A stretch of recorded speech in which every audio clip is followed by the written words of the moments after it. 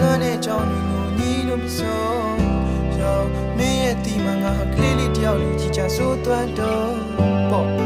ဘူတော်ဝလည်းများကိုမကြော်လွန်နိုင်သေးခင်ပြမှုသားရဲ့အောင်ပြင်အိမ်လေးတစ်လုံးဆောင်နေခဲ့ဒီစီကင်းတဲ့ခွေးလေးတွေရှိမယ်ခြေနာလိုက်များရှက်ရွယ်လို့ရဲ့ငါရဲ့ချစ်တဲ့မင်းကိုနှွေးထွေးစေခြင်းနဲ့အိမ်မများတဲ့ပြုံးတွေလုံးကြုံမို့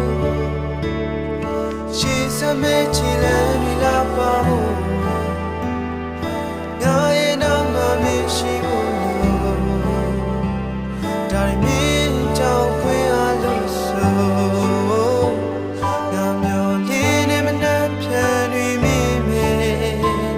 ခံမများတဲ့လျှို့ဝှက်ချက်တွေပြည့်နေကံကြမ္မာဆန်းပြလို့